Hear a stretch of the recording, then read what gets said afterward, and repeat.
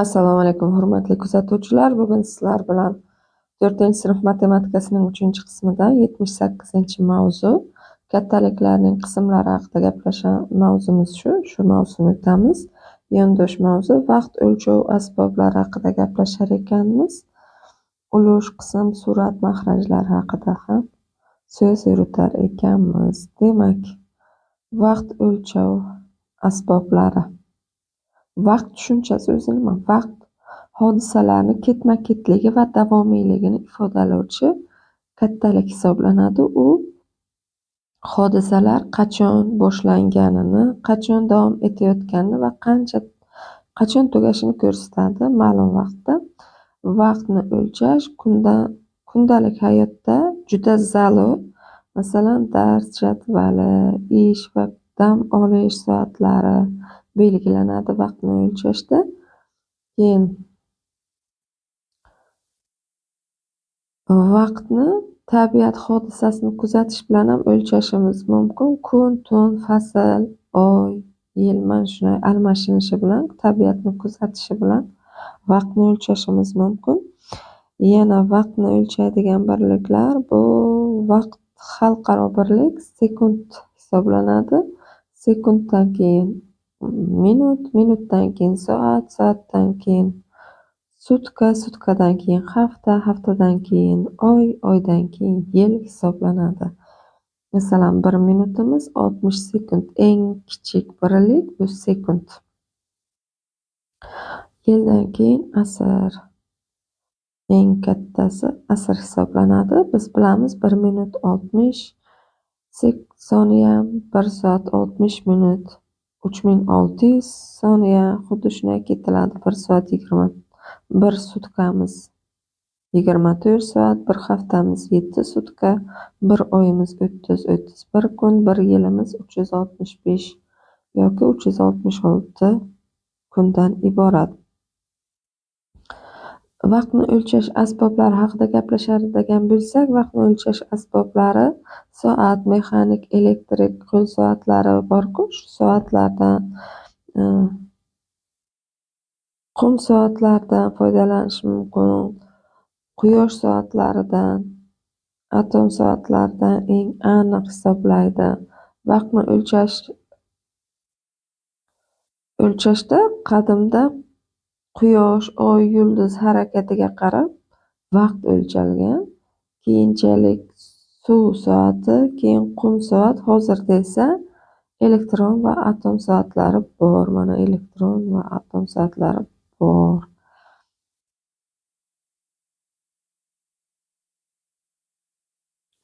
Shu bugungi mavzumiz, yondosh mavzumiz. Endi birinchi misolga qaraydigan bo'lsak,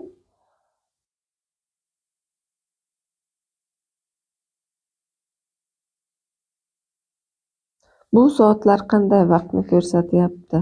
Demak, bular 2 xil vaqtni ko'rsatibdi deb aytsak bo'ladi bemalol. Sababi kunduzgi va kechki. Mana bu, masalan, kunduzgi desak, ertalabki va kechki desak ham bo'ladi.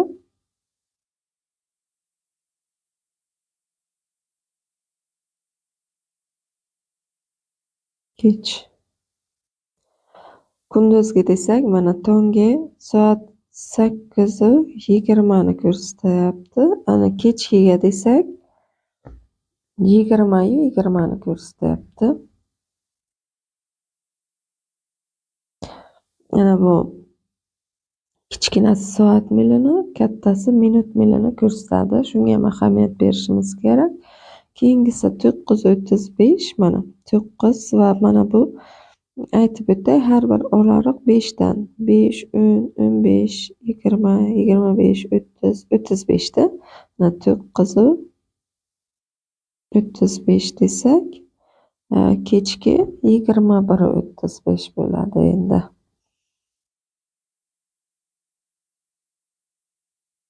Bunisi tongi 5:10 desak, keyingisi mana bu endi 12, 13, 14, 15, 16, 17 deymiz. 17:10. Yo'q, 5 ekan bu yerda-ku. 5'u 5 desak 17'yu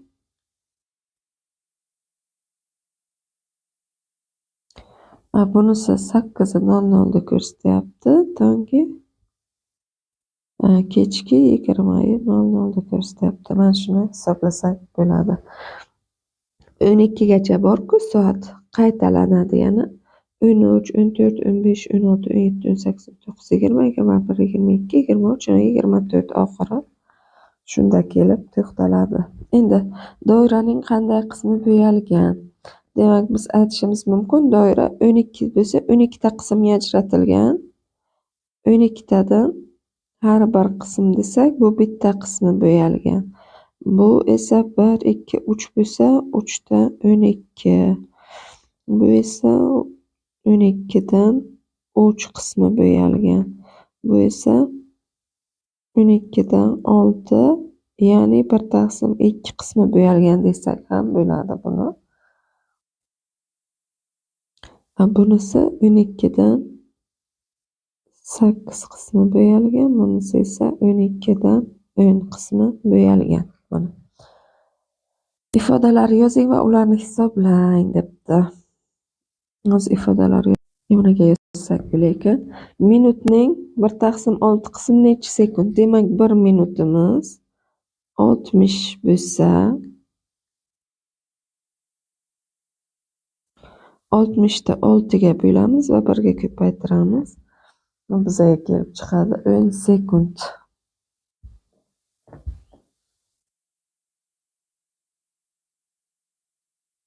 Keyingisi, soatning 2 taqsim 5 qismi necha minut? 1 soatimiz 60 minut bo'lsa, 60 ni 5 ga ko'paytirib 2 ga ko'paytiramiz. 60 ni 2 ga 5 ga bo'lsak 12, 12 24 minut ekan. 12 ni 2 ga ko'paytirsak 24.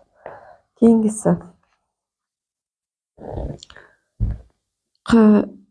sutkaning 1 taqsim 3 qismi necha soat? Demak, sutkamiz 24 soat bo'lsa, 24 ni bo'lamiz 3 ga, ko'paytiramiz 1 ga. 8 soat kelib chiqadi. Aprelning 1 taqsim 10 qismi necha sutka? Demak, aprel 30 kundan iborat. 30 da aprel oyi bo'lsa 30 kun, 30 da 10 ga bo'lib 1 ga ko'paytiramiz. Bu 3 sutka, ya'ni D qo'yiladi. Endi 4. Dars 45 minut davom etadi. O'quvchilar darsni 2 taqsim 5 qismini masala yechishga, 2 taqsim 9 qismini tenglama yechishga sarflashdi. Qolgan vaqtni esa ular mustaqil ish bajarishdi. Mustaqil ishni bajarish uchun o'quvchilar necha minut kerak bo'lgan? Demak, biz 45 minut darsligini bilamiz. Yechish qo'yay. Dars 45 minut ekan. Shundan endi 2 taqsim 5 qismini masala yechibdi. 45 ni bo'lamiz 5 ga va ko'paytiramiz 2 ga. 18 minut masala. Endi 45 ni 9 ga bo'lib 2 taqsim 9 qism degani uchun 9 ta bo'lakdan 2 tasida ga ko'paytirsak 10 minut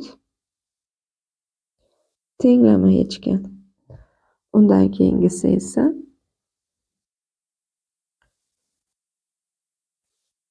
ana ikkalasi uchun qancha sarfladi? Biz topdik masala va tenglamani. 18 minut masalaga, 10 minut tenglamaga sarflagan bo'lsa, 28 minut ketdi. Endi mustaqil ish qolganiga mustaqil ishga sarflagan. Shu uchun 45 dan ayiramiz 28 ni. Bu bo'ladi 17 minutini mustaqil ishga sarflagan. Javobga yozamiz 17 minut mustaqil ish deb. 5. Uydan maktabgacha bo'lgan masofa 1800 metr. Sardor bu masofani 2/3 qismini 80 metr minut tezlikda, qolgan masofani esa 100 metr minut sekund tezlikda bosib o'tdi. Minut tezlikda bosib. U qancha vaqtda maktabga yetib bordi?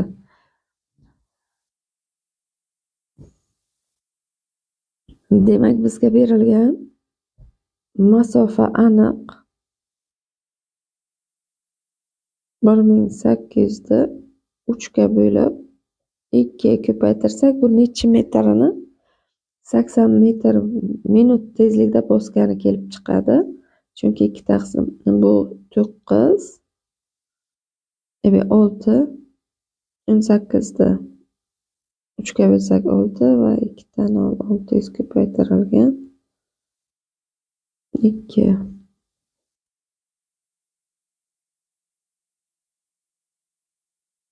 Bir ming 200 metrini 80 bilan yurgani uchun ikkinchi ish qilamiz.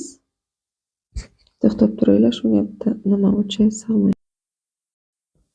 Ana endi birinchi ish bo'ldi. Ikkinchi ish, buni 80 ga bo'lamiz, chunki 1200 metrni 80 metr minut tezlik bilan bosgan va qancha vaqtga, bu qancha masofa yurgan, qancha vaqt yurgani kelib chiqadi. Bu 15 minut kelib chiqadi. 15 minutda shuncha. Endi qolganini deyapti. Demak, uchinchi ish, qolganini topib olamiz. 1800 dan ayiramiz 1200 da. Bu kelib chiqadi bizga 600 metr. Ana endi to'rtinchi ish, 600 da bo'lamiz 100 dan yurgan, tezlashib 100 ga. Bu 6 minut. 6 minut yurgan ekan. Ana endi oxirgi ish, 15 minutga 6 minutni qo'shsak, qancha paytga borgani kelib chiqadi? 15 qo'shilgan 6, bu 21 minutda. Javob 21 minut.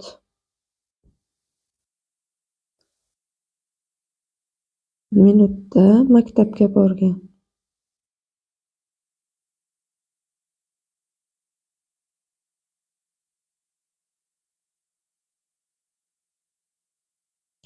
Yigirma bir minutda maktabga bordi. 6. Hisoblang. Demak, oldin buni ko'chirib olaylik. Birinchisini ko'chirib oldik. 1 soatning 1/5 qismi qo'shilgan 46 minut va ayrilgan 960 sekund ekan. Birinchi 1 soatda 1/5 qismini topib olaman. Birinchi ish bu bo'ladi 60 bo'lingan 5 ko'paytirilgan 1, bu 12 minut kelib chiqadi va bunga qo'shaman ikkinchi ish. 12 ga qo'shaman 46 ni. Bu bo'ladi 58 minut. Ana endi 58 minutda bu 960 sekundni minutga aylantirib olaman. Bu uchun 60 ga bo'laman. 960 bo'lingan 60 9 nechaga? Bitta bor, 90 nechaga? Va yana 306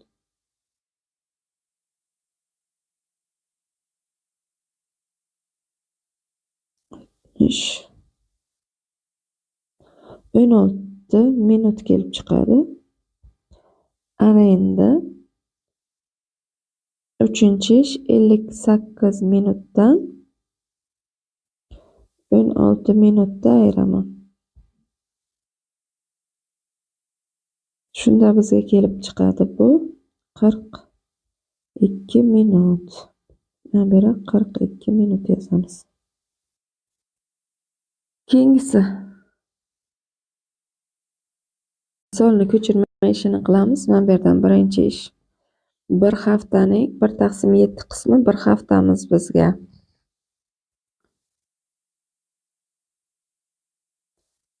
Bir haftamiz 7 kun. 7ni 7ga bo'lib 1da ko'paytirsak 1 kun kelib chiqadi. Bunday qo'yaylik. Endi kasbiy yilni kabisa yilining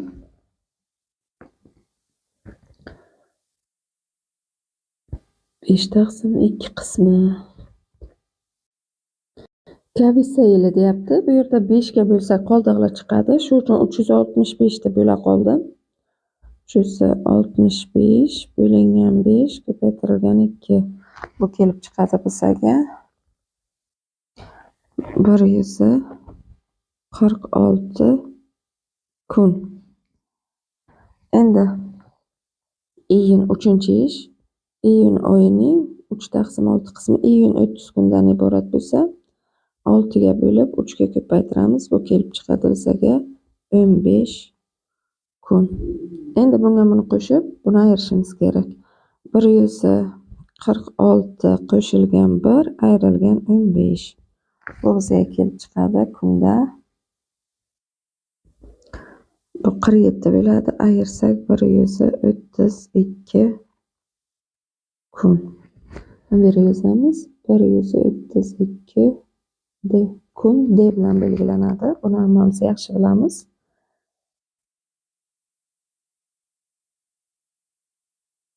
Oxirgisi 1 soatning 2 dan 4 qismi, 2/4 qismi ayrilgan 1 minutning 7/12 qismi ekan.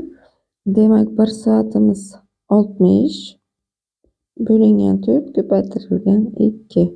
Bu bizga chiqadi 30 minut.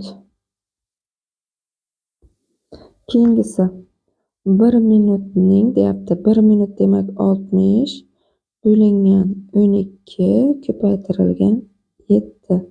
35 sekund. Ana endi biz minutni sekundga almashtirish uchun 60 ga ko'paytiramiz. 30 ko'paytirilgan 60 ayrilgan 35. Bu 1800 bo'ladi. Ayrilgan buni ayirsak 1800 ayrilgan 35 bizga kelib chiqadi 1765 sekund. Bu bo'ladi 1765 sekund. Mana. Endi 7. Kub va uning yoyilmasida nuqtalarni mos qo'ying. Demak, teng o'rtalik bo'lgani uchun mana bu C, mana bu teng o'rtaga qo'yilgan. Mana bu narsa endi A bo'ladi. Bu ham mana bu 3A 1B ga teng bo'ladi. Mana ko'rishimiz mumkin. Va oxirgisi D 2 ga teng bo'lar ekan. Bu yerga ham qo'ysak bo'ladi. Bu 1, bu esa 4, bu esa 2 va bu 3. Shunday qo'yiladi. 8 murakkab masalani yeching. Endi A'si. Do'kon ombor tomoni 6 metr bo'lgan kub shakliga ega. Demak, biz bilamiz bu omborning polini yuzini toping debdi. Mana bu yerda. Uchun S teng 6 ko'paytirilgan 6 bu bo'ladi 36 metr kvadrat. Endi bu A sharti edi. B sharti pol tomoni 30 santimetr bo'lgan kvadrat plitkalar yotqizildi. Bu polni qoplash uchun nechta plitka kerak bo'ladi? Oldin plitkaning yuzini topamiz. 30 ko'paytirilgan 30 desak bu 900 santimetr kvadrat. Buni 9 detsimetr kvadrat desak bo'ladi. Endi keyingi shart bo'yicha 36 edi. Buning poli metr kvadrat edi. Buni detsimetr kvadratga aylantiramiz. 100 ga 3600 detsimetr kvadrat. 3600 ni bo'lamiz 9 ga. 400 ta. 400 ta plitka kerak bo'lar ekan, deyishardi bo'yinchani. Ombor hajmi qanday? Demak, bu 6 va 6 bo'lsa, hajmni topish uchun V teng A ko'paytirilgan A edi. 3 tomon 6 ko'paytirilgan 6 bu kelib chiqadi bizga 216 metr kub. Sharti bo'yicha har 18 metr kubometrda metr kubda, ya'ni bitta shamollatgich tuynuk o'rnatish talab etiladi. Bu ombor devorlarida nechta shamollatgich tuynugi o'rnatilishi kerak? Demak, biz 216 metr kubligini bilamiz. Buni bo'lamiz 18 ga. Bu kelib chiqadi bizga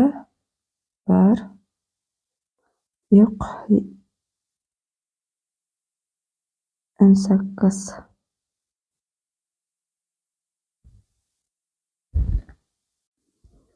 21 dechaga bitta bor. 36 ikkita 12 ta. Javobga yozamiz. 12 ta shamollatgich kerak. Tuynuk.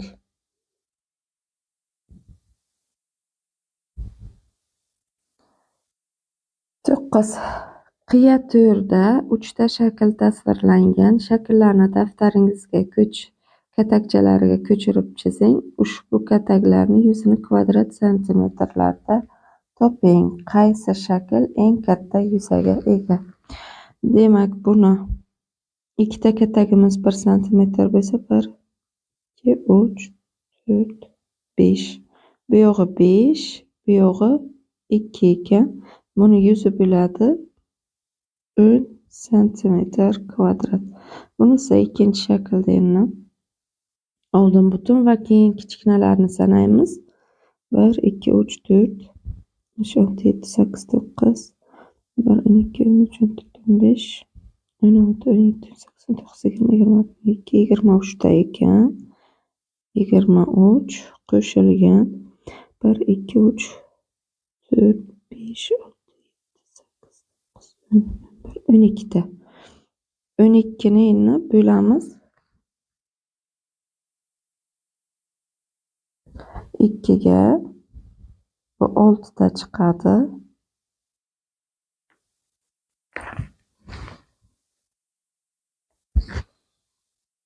O'n ikkitami? Shuni qaytib yana sanay.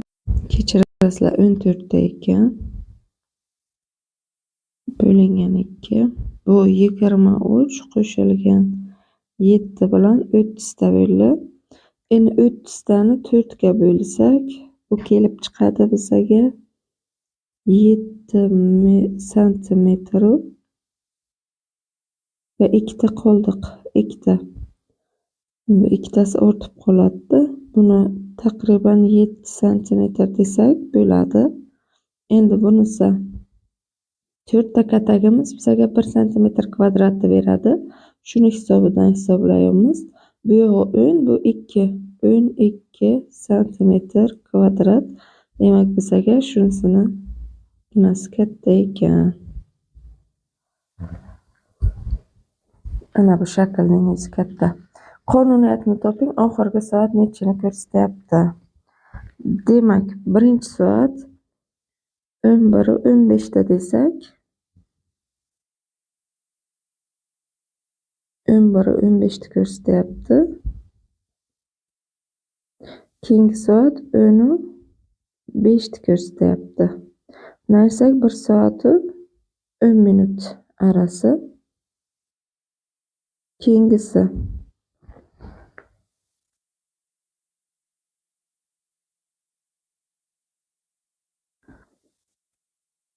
endi bunisi 8:45 ta ko'rsatyapti. Bu 10:05 edi. Buni ayirsak 1 soat 20 minut arasidagi farq bo'lyapti. tepasiga vaqtini 8:45, bu 11:15 edi. Endi bunisi bo'lyapti 7:15. Bundan buni ayirsak 1 soati 30 minut ekan. Endi 7:15 dan bu qonuniyat bo'yicha 1 soat 40 minutda ayiramiz. Bu 1 soati 40 minutda ayirsak 7:15 dan ayiramiz 1 soat 40 minutda 5, 7-35 va 5. 5 bu 5:35 ni ko'rsatar ekan. Mana.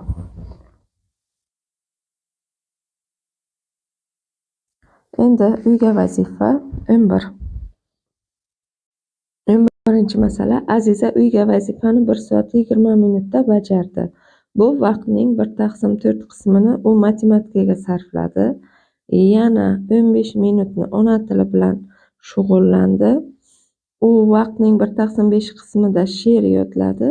Qolgan vaqtda esa tabiiy fandan berilgan loyiha ishiga sarfladi. Aziza loyiha ishiga qancha vaqt sarfladi? Demak, birinchi ish qiladigan ishimiz vaqtni nimaga aylantiramiz?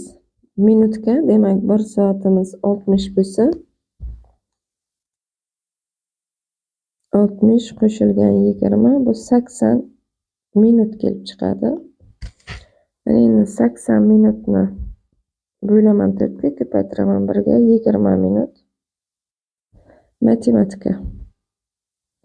Endi 15 minut bu nimaga sarflagan? Ona tiliga va vaqtning 1/5 qismini 80 ni bo'laman 5 ga, ko'paytiraman 1 ga. Bitta 16 minutni esa she'r yodlashga sarflabdi.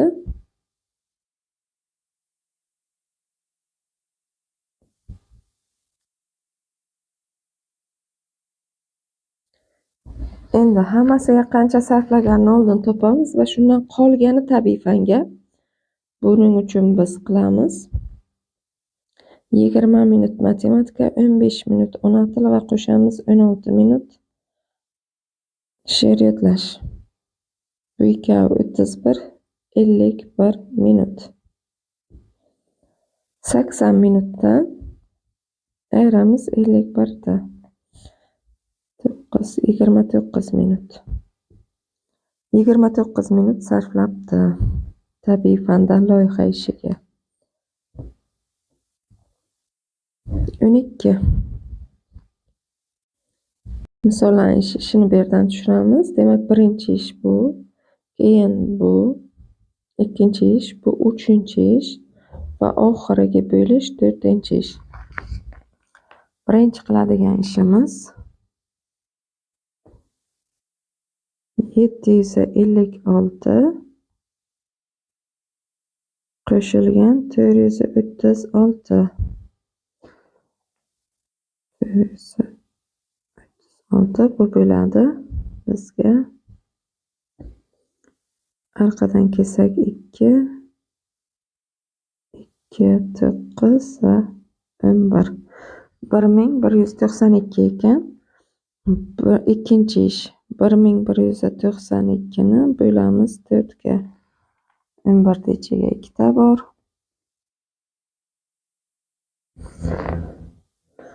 Va 39 ichiga 9 ta bor. Va 32 ichiga esa 8 ta bor. Bu bo'ldi 298. Endi uchinchi ish. Bundan ayiramiz. 298